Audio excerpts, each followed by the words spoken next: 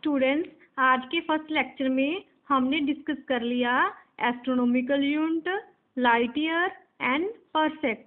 ठीक है, आज के सेकंड लेक्चर में हम डिस्कस करेंगे what is the relation between astronomical, light year and parsec. ठीक है, फर्स्ट ऑफ ऑल मैंने आपको इन सभी की वैल्यू बता दी थी। हमने लास्ट लेक्चर में इनकी तीनों की वैल्यू कैलकुलेट करके देख ली थी। वन एस्ट्रोनॉमिकल यूनिट की वैल्यू इतनी आई थी, लाइट ईयर की इतनी आई थी और पारसेक की इतनी आई थी। अब हम क्या फाइंड करते हैं इन थ्री के बीच में रिलेशन। सबसे पहले हम रिलेशन फाइंड करेंगे, relation between light year and astronomical unit. देखो बेटे, रिलेशन फाइंड करने का क्या मेथड होता है। अगर हमने लाइट ईयर और एस्ट्रोनॉमिकल यूनिट के बीच में रिलेशन फाइंड करना है तो हम क्या करेंगे, लाइट ईयर और एस्ट्रोनॉमिकल को डिवाइड कर देंगे। ठीक है, हम फिर इन दोनों की वैल्यू पुट कर देंगे, फिर हम इन दोनों को डिवाइड कर देंगे। देखो, ये इन दोनों को टर्म को आपको डिवाइड करना आता है, 10 तक आपने सीख लिया होगा, बट पावर आपके लिए न्यू है। पावर को कैसे डिवाइड करते हैं, जो ऊपर वाली पावर है देखो पॉजिटिव है, नीचे वाली पावर भी पॉजिटिव है, जो अपोन में पावर होती है ऊपर जाके माइनस की हो जाती है, इसलिए जो यहाँ पे माइनस प्लस है 11 ऊपर जाके हो जाएगा -11, तो आ जाएगा 15 - 11 इज इक्वल टू 4। ठीक है, इसको इससे डिवाइड करके ये आ गया, ये आपको पता है, ये सिंपल है। इसलिए एस्ट्रोनॉमिकल को हम इस साइड ले जाएंगे, इसलिए लाइट ईयर किसके इक्वल आ गया, this 6.3 into 10⁴ astronomical unit. Okay, next है what is the relation between parsec and light year. देखो, अब हमने पारसेक और लाइट ईयर के बीच में रिलेशन फाइंड करना है। हम पारसेक और लाइट ईयर को डिवाइड कर देंगे, ऊपर हम पारसेक को लिख देंगे, नीचे हम लाइट ईयर को लिख देंगे। हम इसको इसके साथ डिवाइड कर देंगे। पावर को सोल्व करने का मेथड मैंने आपको बता दिया है। ऊपर 16 है, अपॉन वाली टर्म में 15 है, 16 - 15 कितना हो जाएगा, 1, मतलब कि 10⁻1। ठीक है, अगर हम 3.1 को 9.4 से डिवाइड करेंगे तो 0 पॉइंट समथिंग आंसर आएगा। इसको हम पॉइंट को आगे ले जाएंगे। ओके, अब लाइट ईयर को हम इस साइड ले जाएंगे। देखो, 1 पारसेक किसके इक्वल आ गया, 3.26 लाइट ईयर। देखो बच्चे, हम इस लास्ट लेक्चर में हमने डिस्कस किया था सम इम्पोर्टेंट प्रैक्टिकल यूनिट। जो प्रैक्टिकल इम्पोर्टेंट यूनिट थी वो हम लार्ज अमाउंट में लेके चले थे, जैसे astronomical, light year and parsec. अब हम डिस्कस करते हैं इन माइक्रो सिस्टम। ठीक है, माइक्रो सिस्टम में कौन सी यूनिट मेजरमेंट होती है। सबसे पहले है माइक्रोन, इसका सिंबल है म्यू। ठीक है, 1 माइक्रोमीटर को ऐसे लिखते हैं, देखो μm, that is equal to 10⁻⁻6 metre. ठीक है, ये सभी यूनिट आपने देखना है बच्चे मीटर में कैसे कन्वर्ट करते हैं, क्योंकि मैंने आपको बताया था एसआई सिस्टम में और एमके सिस्टम में डिस्टेंस की यूनिट मीटर होती है, इसलिए मैं आपको कन्वर्ट करना सिखा रही हूँ भी किसी भी और यूनिट को मीटर में कैसे कन्वर्ट करते हैं। सबसे पहले अगर न्यूमेरिकल में μm लिखा है तो उसका मतलब होता है माइक्रोमीटर। ठीक है, उसको हम किस में कन्वर्ट कर देंगे, मीटर में।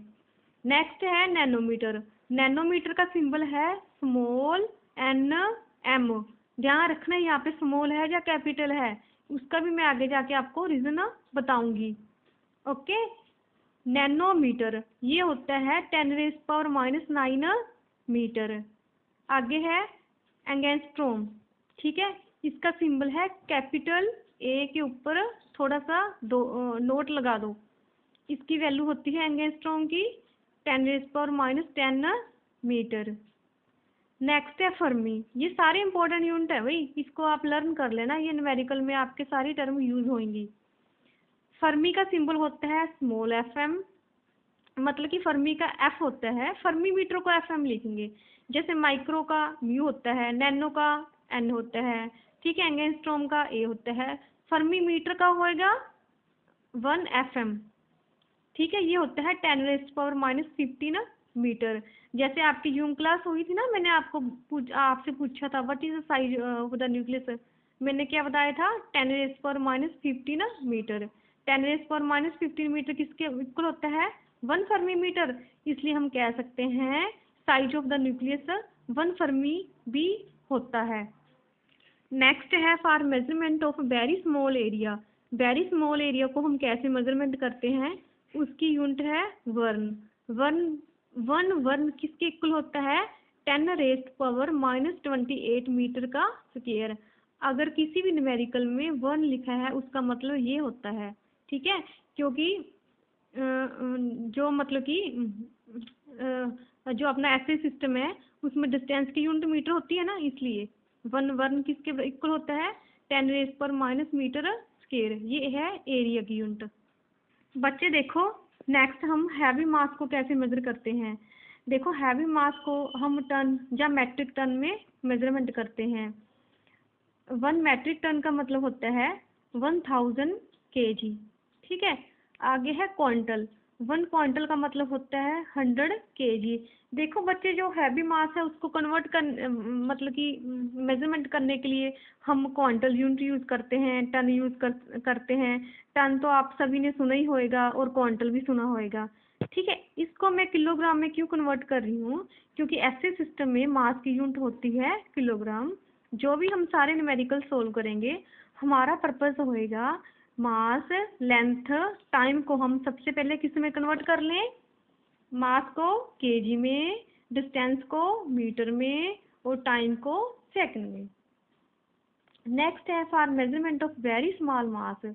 वेरी स्मॉल मास को हम कैसे मेजरमेंट करते हैं, वेरी स्मॉल मास की यूनिट होती है atomic mass unit, that is equal to 1.66 into 10⁻⁻27 kg। ये आपका जो केमिस्ट्री में पीरियोडिक टेबल यूज होता है ना, वहाँ पे यूनिट होगी atomic mass unit. Okay students, आज के फर्स्ट लेक्चर में हमने एस्ट्रोनॉमिकल यूनिट, लाइट ईयर और पासर को डिस्कस किया है, और सेकंड लेक्चर में हमने इनके बीच में रिलेशन फाइंड किए हैं और माइक्रो सिस्टम में यूनिट होती है उसको सीखा है। आपने सभी ने इसको अच्छे से रफ नोटबुक पे कैलकुलेट करके देखना है, what is the relation between astronomical, light and parsec. कोई भी प्रॉब्लम हो तो पावर सोल्व करने की मेरे को व्हाट्सएप पे मैसेज करना है। Okay, have a nice day.